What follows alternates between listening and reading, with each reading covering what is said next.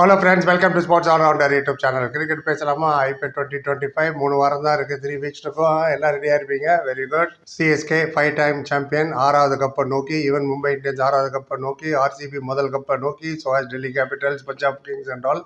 Expectation high இந்த வரப்போகிற season. நிறையா பெரிய பெரிய பிளேயர்ஸ் எல்லாம் மேபி அடுத்த சீசன் விளையாடுவாங்களா இல்லையா நமக்கு தெரியல. ஏன்னா back end of the career வந்துட்டாங்க. தலை தோனிக்கு வரும், வந்து இறங்கிட்டாரு கெத்தா.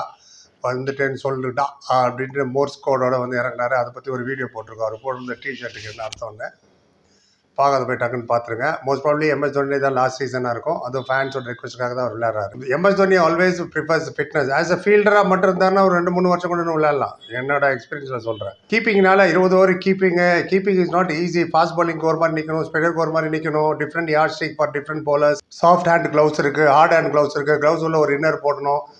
கீப்பர் தான் ஃபாஸ்ட் பாலிங் எப்படி போகிறாங்க தகுந்த மாதிரி ஸ்லிப்பை கீப்பர் தான் செட் பண்ணணும், எவ்வளோ கேப் இருக்கணும்னு. இல்லைனா போய் டொப்புன்னு ஃபஸ்ட்டு ஸ்லிப்பில் போய் விழுந்துருவாங்க. அது ரொம்ப முக்கியம். ஃபஸ்ட்டு ஸ்லிப் லெஃப்ட் ஹேண்ட் சைடில் டைவ் அடிக்கும்போது கீப்பர் கிட்ட வந்து விழுந்துருவாங்க. இதெல்லாம் பிஃபோர் த மேட்ச் ஃபாஸ்ட் பாலுக்கு தகுந்த மாதிரி அட்ஜஸ்ட் பண்ணுவாங்க. அவ்வளோ வேலை இருக்குது. சிட்டியில் பார்ப்போம், ரொட்டேட்டிவ் ஹெட்ஸ் அப்படின்னு சுற்றிக்கிட்டே இருக்கணும். 360 டிகிரி பார்த்துட்டே இருக்கணும். அவர் ஃபீல்ட் பிளேஸ் பண்ண என்ன ஆகுது, இன்ஸ்ட்ரக்ஷன் கொடுக்கணும் பவுலர்ஸுக்கு. பேட்ஸ்மேன் க்ரீஸ் விட்டு வெளில இருக்காப்லையா உள்ளே இருக்காப்லையா, ஷிவரிங்காக இருக்கா காலில், இதெல்லாம் கீப்பர் தான் சொல்லணும். அது Dhoni is master. And TRS இருக்கும்போது ஆகட்டும், ஃபீல்ட் பிளேஸ்மெண்ட், அது எவ்வளோ பெரிய கேப்டன் தான் சரி. கோலி கேப்டன்சியாக இருக்கும்போது இந்தியாவுக்கு இவர் தான் நிறைய ஃபீல்ட் செட் பண்ணார். ஸோ அஸ் கெய்க்வாட் கேப்டனாக இருக்கும்போது தோனி இருக்கிறது ஒரு பெரிய பெரிய பலம், பெரிய பெரிய ப்ளஸ்ஸு. அது எல்லா டீமுக்கும் அது தெரியும். அவர் பேட்டிங்கில் எத்தனை பால் விளாட்றாரு, எத்தனை நம்பர் விளாட்றாரு போக பாவம். ரெஸ்பான்சிபிலிட்டியை சொல்கிறேன். இன்னும் கலெக்டிங் இந்த பால் மட்டும் கிடையாது விக்கெட் கீப்பர்னா. அண்ட் ஸோ மெனி ஒரு கேட்ச் டக்குன்னு விட்டா அவ்வளோதான். எதிர் டீம் ரசில் கேட்ச் விட்டான்னு வச்சுங்களேன், என்ன ஆகும் நினச்சி பாருங்கள். அதான் வேறு மைண்டில் ஓடிட்டே இருக்கும். ஃபுல்லாக 40 ஓவர் திங்க் பண்ணிகிட்டே இருக்கணும். ஸோ அதனால் ஃபேன்ஸ் எல்லாம் ரொம்ப ஈஸியாக சொல்லிடுறாங்க, இன்னொரு 3 வருஷம் விளையாடலாம் சார், 4 வருஷம் விளையாடுறேன் சார், நான் பார்த்தேன் சார், நடந்து வந்தேன் சார். நடந்து வர்றதுக்கும் மேட்ச் விளையாடுறதுக்கும் நிறைய வித்தியாசங்கள் இருக்குது. ஸ்டார்ட் பண்ணுறாங்க, அதுக்காக தான் இந்த வீடியோ. சூப்பர். இன்னும் 3 வீக் தானே இருக்குது, டைம் இல்லை இல்லையா? கடற்கடை ப்ராக்டிஸ். இந்த மோஸ்ட்லி இந்த ப்ராக்டிஸ் எதுக்கு பண்ணுவாங்கன்னா, பொதுவாகவே கேம்பில் ஜெல்லிங் வித் பிளேயர்ஸ், எல்லா பிளேயரும் ஜெல் ஆகணும். ஏன்னா வேறு வேறு டீம்லேருந்து வராங்க. புரியுதுங்களா? ஈவன் ஓவர்சீஸ் பிளேயர் ஆகட்டும், இந்தியன் பிளேயர் ஆகட்டும். நம்ம தமிழ்நாடு பிளேயர்னு பார்த்தீங்கன்னா உங்களுக்கு விஜய் சங்கர், அஸ்வின். பாக்கியெல்லாம் வேறு வேறு டீம்லேருந்து வேறு வர போகிறாங்களா? சில பேர் ரெகுலராக விளையாடுவாங்க, சில பேர் புதுசாக விளையாடுவாங்க. இவங்கெல்லாம் ஜெல் ஆகி ஒன்றா travelling together, eating together, discussing together, team meeting together, ஒன்றா அங்கே ப்ராக்டிஸ் பண்ணுறது, ஒருத்தரோட வீக்னஸ் இன்னொருத்தர் ஸ்பாட் பண்ணி சொல்கிறது, இன்னொருத்தர் சக்ஸஸை தன்னோட சக்ஸஸாக நடக்கிறது. இது மாதிரி பல விஷயங்கள் நடக்கும். அதனால தான் ஒரு டீம் ஜெல்லாக ஃப்ரெண்ட்லியாக ஒரு டீம் இருக்குன்னா அது அப்படி தான். நியூசிலாந்து பாருங்களேன், அந்த காலத்துலேருந்து அப்படி தான் இருப்பாங்க. அது யார் கேப்டன்னாலும் சரி, யார் கோச் ஆனாலும் சரி, எங்கேயுமே ஒரு சலசலப்பு பார்க்கவே மாட்டீங்க. மற்ற டீமில் ஏதாவது ஒரு சலசலப்பு வந்துட்டே இருக்கும். திடீர்னு டிம் பெயின் கேப்டன் ஆகிட்டார் ஆஸ்திரேலியாவுக்கு. அங்கே ஒரு சலசலப்பு நடந்தது. டேவிட் வார்னர், ஸ்டீவ் ஸ்மித் உங்களுக்கு தெரியும். ஸோ அந்த டீமோட happiness is very very important. கபடிலையும் அப்படி தான். அந்த ஜெல் ஆகிறது ரொம்ப ரொம்ப முக்கியம். அதுக்கப்புறம் தான் நீங்கள் மேட் உள்ள கபடி போகிறதாகட்டும், பிச்சு உள்ள கிரிக்கெட் இருப்பாங்க. இனிமேல் தான் வந்து போலி எப்படி போடணும் சொல்லி கூட கொஞ்சம் டிவான்ஸ் குட்டி குட்டி சொல்லி தரணும், அவ்வளோதான். அது ப்ராக்டிஸ் எல்லாம் ஸ்டார்ட் பண்ணாங்க. எல்லாருமே வந்துட்டாங்க practice except Conway, Rachin Ravindra, Noor Ahmad, Nathan Ellis. உங்களுக்கு தெரிஞ்சிருக்கும், அவங்கவுங்க ரெஸ்பெக்டிவ் டீமுக்கு சாம்பியன்ஸ் ட்ராஃபி விளையாடிட்டு இருக்காங்க. டோர்னமெண்ட் முடிஞ்சு அதுக்கப்புறம் தான் வருவாங்க. ஜெமி ஓவர்டன் ஆகட்டும், பத்திரானா, சாம் கரன், அவ்வளோ தான் அவங்க டீம். சாம் கரன் டீமில் இல்லைனாலும் எங்கே விளையாட தெரில, அவ்வளோ இன்னும் வரல. அண்ட் ஜடேஜா அவர் இருக்கார் இந்தியன் டீமில்.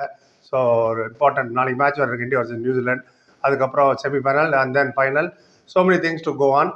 நம்ம மற்ற பசங்களும் ஃபார்மில் தான் இருக்காங்க. ஃபார் எக்ஸாம்பிள் இப்போ ஓவர்சீஸ் பிளேயர் சொன்னாலே, ரச்சின் ரவீந்திரா கூட ரீசெண்டாக 100 அடிச்சிட்டார் இன்ஜுரி ஆகி வந்து.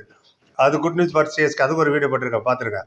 இப்போ நம்ம பிளேயர் விஜய் சங்கர் ஆகட்டும், குர்ஜப்ரீத் சிங் அண்ட் ஆண்ட்ரூ சித்தார்த், இவங்க 3 பேருமே ரஞ்சி டிராஃபி விளையாண்டுட்டு இருந்தாங்க போன வாரம் வரைக்கும். ஸோ மேட்ச் ஃபிட்னஸில் இருக்காங்க. அது ஆல் ஆர் ஃபிட்டு. ஸோ அதை பற்றி கவலையே இல்லை.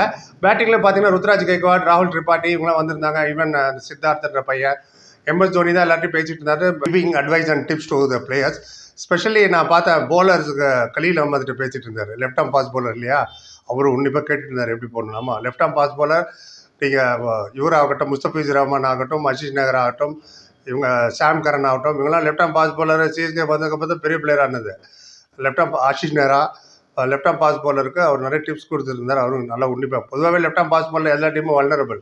இப்போ நம்மகிட்ட முஸ்தபிசுர் ரஹ்மான் வேறு இல்லை சிஎஸ்கேல, இவங்க கலீல் அஹமது. அது ரொம்ப ரொம்ப இம்பார்ட்டன்ட்டு. அதில் வந்து எப்படி ரன்னப் எடுக்கணும், அந்த கோச்சு கூட சொல்லிட்டு இருந்தார். ரன்னப் வந்து உங்கள் இஷ்டத்துக்கு கண்ண முடியலாம் ஓட முடியாது. சில பேர் 20 ஸ்டெப் ரன் எடுப்பாங்க, சில பேர் 10 ஸ்டெப் ரன் எடுப்பாங்க. லேண்டிங் க்ரீஸ் லேண்ட் ஆகும்போது உங்கள் ஆள் எங்கே லேண்ட் ஆகுது, ரொம்ப ஒரு ஃபோட்டோ போட்டிருக்கோம் பாருங்கள் கலீல் அஹமது. கரெக்டாக அங்கே லேண்ட் ஆகணும். அது குனிஞ்சு கீழே பார்த்துட்டு லேண்ட் பண்ண முடியாது. அவ்வளோ பேட்ஸ்மேனையும் பார்க்கணும், அவங்களோட மைண்ட்லேயே கேல்குலேட் பண்ணிட்டு வராங்க 10 ஸ்டெப்பு 12 ஸ்டெப்புன்னு. இந்த மாதிரி டிப்ஸ்லாம் கொடுத்தாரு. அதே மாதிரி குர்ஜப்ரீத் சிங், முகேஷ் சௌத்ரி 2 பேரும் பேசிட்டு இருந்தாங்க ப்ராக்டிஸ் அப்போ. அண்ட் அவங்க 2 பேரையும் நான் மீட் பண்ணேன் ஒரு 3-4 மாதம் முன்னாடி. அதை பற்றி வீடியோ போட்டிருக்கேன், பார்க்கணும் பாருங்கள். சிஎஸ்கேட ஒரு மீட்டிங் ஒன்று அட்டன் பண்ணியிருந்தேன் சேப்பாக்கில். அப்புறம் ஃபீல்டிங் ப்ராக்டிஸ் நடந்தது. த்ரோ டவுன் பாலை தூக்கி பார்த்து அஸ்வின் ஸ்பின் பண்ணிட்டார். தோனி பேட்டிங் அப்பியர்ஸ்லி அதே தான். அவர் நின்று அப்படியே ஃப்ரண்ட் ஃபுட் டிஃபென்ஸ் ஒன்று வச்சார். பால் பார்க்கறதுக்கு அவ்வளோ அழகாக இருக்குது. மிடில் ஆஃப் த பேட்டுங்கிறது, கிராஸ் பேட் இல்லாமல் போகிறதா மிடில் ஆஃப் த பேட் வர்றது. அதே மாதிரி lofted shot, full shot, slog sweep பண்ணுற மாதிரி ஸ்லாக் பண்ணார் மிட் விக்கெட்டில். 6 ஹீட்டிங் எபிலிட்டிஸ் தான் செக் பண்ணிட்டு இருந்தார். No doubt is class. அவர் இனிமேல் தான் கற்றுக்கணும்னு அவசியம் இல்லை. சிஎஸ்கோட ஃபஸ்ட்டு மேட்ச் மும்பை இந்தியன்ஸ் கூட சேப்பாக்கில் 23ஆம் அதை பற்றி ரிவ்யூ நிறைய விஷயங்கள் இருக்குது, பேச எடுத்துகிட்டு வரேன். ரைட், இப்போதைக்கு இதாக ப்ராக்டிஸ் ஸ்டார்ட் ஆகிடுச்சு. நம்ம ப்ராக்டிஸ் நடந்துகிட்டே இருக்கும். நீங்கள் நினைக்கிற இதை பற்றி உங்கள் பேர் சொல்லுங்கள். பிறகு லைக், கமெண்ட், ஷேர், சப்ஸ்கிரைப் சந்திக்கிறேன். Thank you so much.